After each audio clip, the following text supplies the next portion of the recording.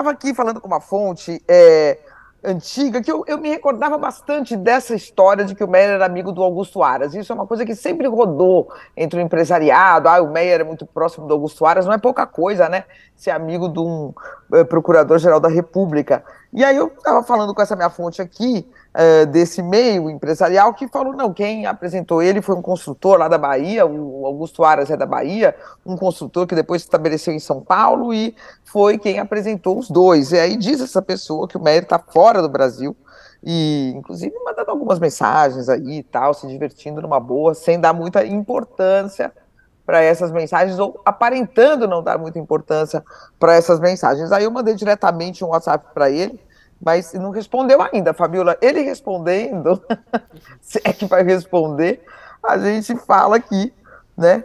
Agora, de fato, para o Aras é um tiro no peito, né? Porque é um empresário bolsonarista, muito ligado ao Bolsonaro, que participou, é investigado por participar de um esquema de fake news, e mostra o Aras não apenas sendo amigo, porque isso daí a gente não é responsável pelo que os amigos fazem, mas tentando, né, interferir e ajudar esse empresário bolsonarista para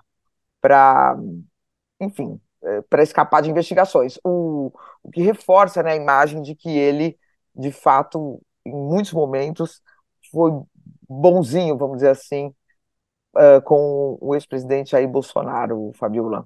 O que não é É, bom para a campanha dele para ser reconduzido. Ou é, né? Tem muita gente que aponta nisso uma qualidade, né?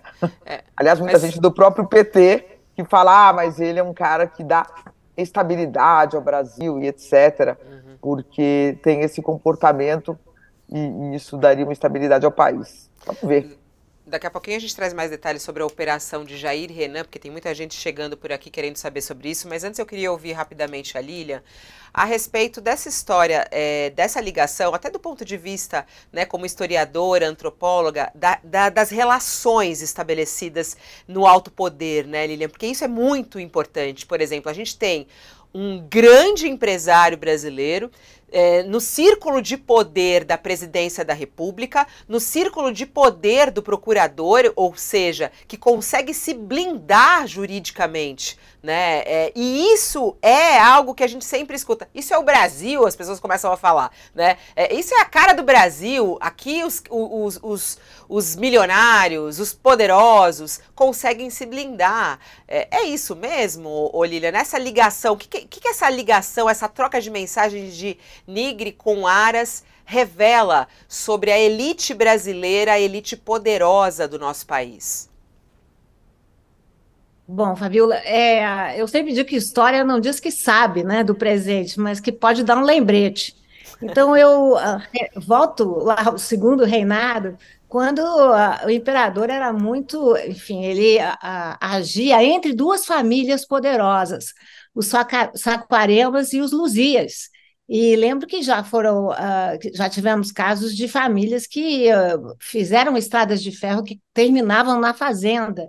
Então, esse tipo de ingerência das elites no poder público brasileiro é muito perigosa, né? E essa aproximação com Aras, a Mônica chamou de bonzinho, né? Eu acho que bonzinho tudo depende, como ela mesmo destacou aqui. Se ele tinha essa função de poste de entrada, né, do governo Jair Bolsonaro, e fica claro que poste de entrada também dos amigos de Jair Bolsonaro, ou seja, desses empresários que cada vez vai ficando ainda mais evidente a participação deles no golpe de 8 de janeiro. Então, acho que há uma contaminação de esferas públicas e privadas com as elites que têm seus direitos, que querem zelar por seus direitos, interferindo diretamente nos destinos do país. Eu considero muito perigosa e acho que a figura do Augusto Aras é uma figura muito nociva à República. Como disse Josias, é muito bom que ele tenha se enterrado com essa situação para que a sua figura não se perpetue agora no governo Luiz Inácio Lula da Silva. Mas sim, Fabiola, as relações entre as elites econômicas, financeiras e o governo brasileiro é uma história antiga, assentada no Brasil. Vamos lá, Aguirre. A sua manchete principal fala sobre Augusto Aras, o procurador geral da República, Augusto Aras, foi acionado pelo empresário Meyer Nigre, da construtora Tecnisa, na investigação envolvendo o encaminhamento de conteúdos golpistas. Está aqui a manchete: Aras tentou barrar o inquérito após o pedido de empresário. Isso é o que indicam as mensagens. Conte aqui pra gente que mensagens são essas, como é que foi esse pedido e ele atendeu a esse pedido, ô Aguirre? Então, só para dar o contexto, a Polícia Federal fez uma operação contra esses empresários em agosto do ano passado, e dentre eles apreendeu o telefone celular de Maier Nigre, que era um empresário muito próximo do bolsonarismo, tinha uma boa relação com o presidente Jair Bolsonaro, e tanto que a gente mostrou ontem diversas trocas de mensagem entre Jair Bolsonaro e Maier Nigre. Jair Bolsonaro mandou pelo menos 18 mensagens de terror golpista para o empresário e Maier Nigre encaminhou essas mensagens para diversos grupos de WhatsApp. Mas o celular do empresário Maier Nigre, fundador da construtora Tecnisa, tem um conteúdo explosivo, porque ele também tinha uma relação próxima com o Procurador-Geral da República, Augusto Aras. Maier Nigre foi um dos fiadores da indicação de Aras ao comando da PGR lá em 2019. Foi uma das pessoas que garantiu ao Bolsonaro que poderia escolher Aras, que era uma pessoa confiável. Então, o que é que a gente mostrou? A Polícia Federal encontrou uma troca de mensagens entre Aras e Maier Nigre justamente sobre o objeto dessa investigação. Quando o site Metrópolis publicou, lá em agosto do ano passado, uma reportagem sobre a disseminação de mensagens golpistas em um grupo de empresários, o senador Randolfo Rodrigues logo entrou com um pedido no STF para que o STF determinasse que a PGR abrisse uma investigação e até pedisse a prisão dos empresários. O pedido do senador era até um pouco mais incisivo. Então, o que Maier Nigre fez quando viu todo aquele noticiário na manhã do dia 18 de agosto de 2022? 7h14 da manhã, ele enviou uma mensagem para o Aras: bom dia, pode falar? Aí o Aras demorou para responder. Às 7h20, ele encaminhou a reportagem a reportagem inicial do Metrópolis: exclusivo, empresários bolsonaristas defendem golpe de Estado caso Lula seja eleito. E aí também, às 7h20, ele enviou outra reportagem, que era: Randolph pede ao STF que avalie prisão de empresários. E aí o Maier Nigre, a gente tem que pensar que é um empresário conversando com o Procurador-Geral da República, que é a autoridade responsável por aquela investigação. Seria a autoridade responsável por aquele pedido de investigação. O empresário pergunta ao Procurador-Geral o que achou. Não é trivial que um empresário, primeiro, tenha acesso direto ao Procurador-Geral, e que um potencial investigado, pergunte à autoridade responsável por investigá-lo qual é a sua opinião sobre os atos que eu fiz. Surpreendentemente, Aras respondeu que iria localizar o expediente, iria localizar aquele processo e até adiantou o juízo de valor sobre o caso. Se trata de mais um abuso do fulano. O fulano, que o Aras se refere de forma um pouco crítica, pejorativa, é o senador Randolfo Rodrigues, que vinha tendo diversos embates com Augusto Aras, justamente porque Randolfo apresentava muitos pedidos de investigação e, invariavelmente, todos acabavam indo para o arquivo da PGR. Então, Maier Nigre, ao ouvir essa opinião do Aras, só responde: concordo. Os atos que se seguiram demonstram que realmente Augusto Aras mobilizou a PGR para impedir que o empresário fosse investigado. Só que, nesse meio tempo, o ministro do Supremo, Alexandre de Moraes, que havia recebido aquele pedido de Randolph, determinou, abriu vista daquilo para a Polícia Federal e determinou no dia seguinte, deu uma decisão determinando busca e apreensão contra todos esses empresários.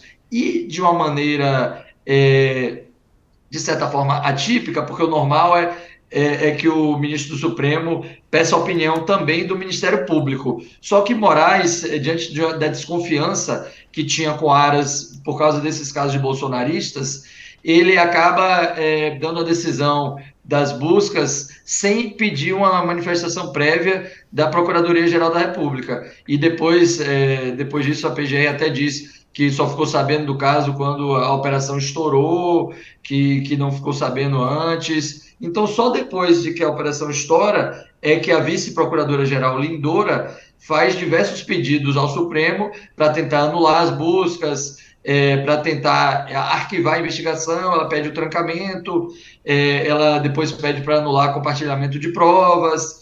Então, ela realmente vai na linha do que o Aras tinha dito, de que não via nenhum problema naquela conduta dos empresários.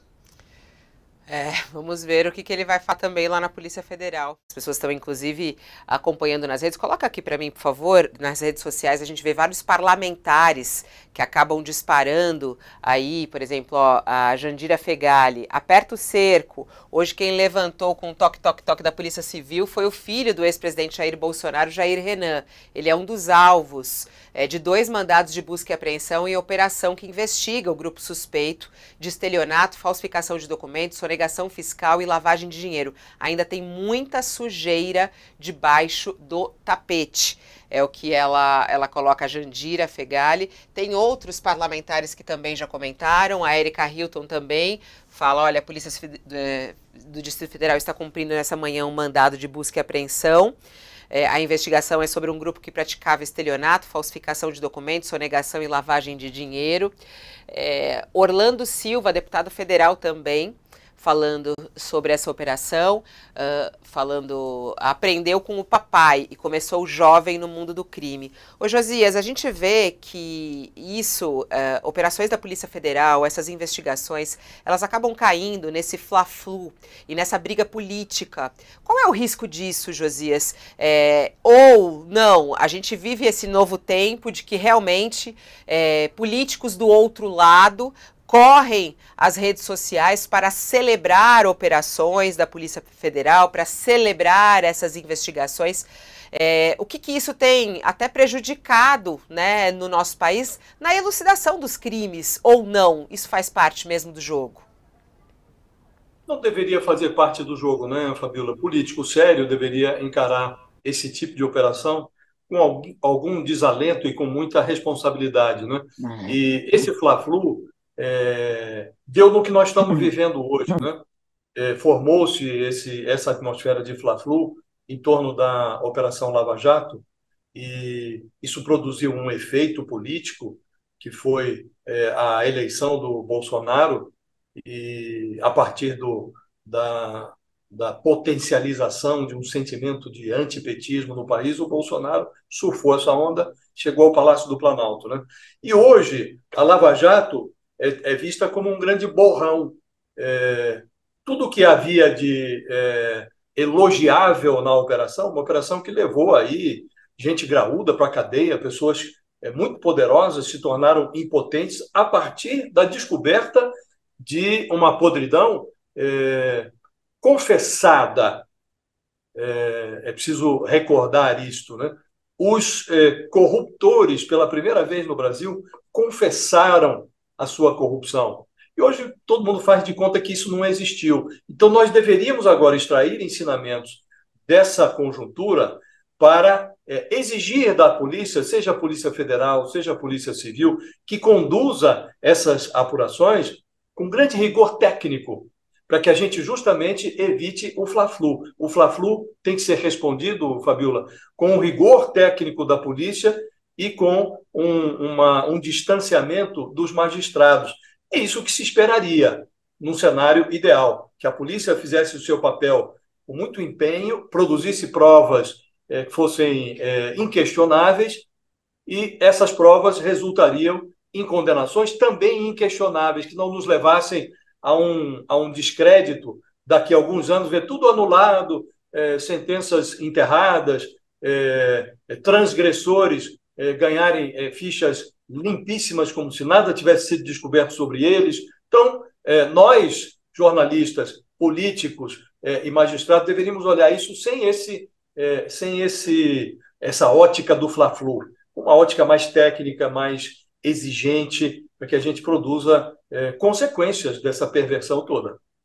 Mas, Lília, você que sempre observa o comportamento humano, é muito curioso o quanto o nosso país está nisso, né? Sem brincadeira, nos últimos dias eu tenho sido parada na rua, falando sério, as pessoas perguntando quando que vai ser a prisão de Bolsonaro? Virou uma espécie as pessoas estão, parece que torcendo em relação a isso. Como é que você analisa esse comportamento do brasileiro hoje, né?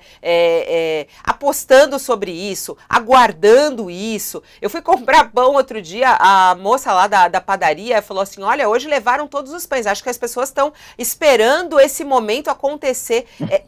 Isso tem virado uma conversa entre as pessoas que estão querendo se inteirar sobre operações da Polícia Federal e torcendo por prisão de políticos brasileiros. É curioso ver esse momento da nossa história, né, Lília? Muito. O Sensacionalista fez uma matéria dizendo que a venda de televisões aumentou muitíssimo, porque todo mundo quer ter um televisor novo para ver, para assistir à prisão dos políticos, né? Esse tem um lado engraçado e tem um lado muito triste, em primeiro lugar, porque você vai acabando com a imagem social dos políticos, né? Para a democracia funcionar, ela precisa dar a franquia da representação para uma série de instituições, a democracia age a partir das eleições, do voto e dos políticos que são eleitos pelos cidadãos e pelas cidadãs brasileiras. Então, essa deterioração da imagem dos políticos é muito ruim, ou seja, e as pessoas trocam de time muito rapidamente, né? Nós vimos, a gente pode ver como as redes funcionam, né? São termômetros muito rápidos. Ora você torce para um grupo e ir para a prisão, ora você torce para outro grupo e ir para a prisão. Acho que nós precisamos torcer para um país de fato democrático que seja representado por políticos ilibados. Por outro lado, essa nova investigação em torno de Jair Bolsonaro repisa um traço da política brasileira, um traço conservador, reacionário, que é o familismo. O familismo já foi analisado em outras sociedades, por exemplo, no Japão medieval, como uma prática que dá alento, dá voz aos mais velhos e, portanto, aos mais sábios, mas se enrijeceu no Ocidente como uma prática populista e conservadora, ou seja, aquele que é eleito traz junto consigo os seus familiares, que não foram primeiro eleitos e que podem não ter as mesmas qualidades que fizeram com que um candidato fosse eleito. Então, eu acho que devemos pensar nos problemas e nos limites do familismo. E quais são as consequências para um político, isso de esquerda e de direita também, ou seja, quem foi eleito é que tem que lidar com a questão da representação pública, e não todos os membros da família, né, que não estão preparados. Se Jair Renan Bolsonaro está fazendo tráfico de influências, ele precisa ser punido. O que cabe a nós? O tempo, aguardar para ver como caminham essas investigações. Feito, né, Lilian, para que a justiça não caia em descrédito. É importante dizer que essa operação, ela não é da Polícia Federal. Estamos falando da Polícia Civil do Distrito Federal, né? É verdade. Mas o Jair Renan, ele joga nas 12, viu, Fabio? Ele é investigado pela Polícia Civil, mas também pela Polícia Federal. Neste caso específico, é uma operação da Polícia Civil. O Jair Renan, ele é um personagem secundário nessa investigação deflagrada hoje, nessa operação deflagrada hoje. O protagonista é esse Maciel Carvalho, que é um sujeito de 41 anos, já também um cliente de caderneta da Polícia Civil do Distrito Federal. Já houve duas operações recentes, outras operações, e ele está envolvido aí num esquema de falsificação de documentos, de falsificação de notas fiscais, estelionato, é coisa pesada, peculato, lavagem de dinheiro. E o Jair Renan se relaciona com esse tipo de personagem. E há uma outra investigação contra ele, que foi aberta no ano passado, e veja como as coisas se repetem, né, Fabíola? No ano passado, a Polícia Federal abriu uma investigação, salvo engano meu, houve uma batida policial em abril, o Jair Renan foi intimado a depor na Polícia Federal, num esquema de tráfico de influência, lavagem de dinheiro também, só que dessa vez na administração federal. Ele tinha um sócio, tentou emplacar projeto de habitação popular no governo do pai dele. Chegou a ser recebido com empresários amigos pelo então ministro Rogério Marinho, ministro do Desenvolvimento Regional, e recebeu de presente, numa história muito mal explicada, um carro avaliado em R$ 90 mil. Nessa ocasião, o advogado que representou o Jair Renan era o Frederico Wassef, Fabiola, que agora está aí enrolado no caso das joias, não mais como advogado, mas como um operador mesmo do Bolsonaro, que foi lá no exterior, nos Estados Unidos, para recomprar o Rolex que tinha sido vendido pelo ex-ajudante de ordens, o Mauro Cid. Né? O advogado era o Wassef. E o que disse o Wassef na ocasião? E o Jair Renan estava sendo vítima de mentiras que eram produzidas ali pela oposição comunista para prejudicar o pai dele.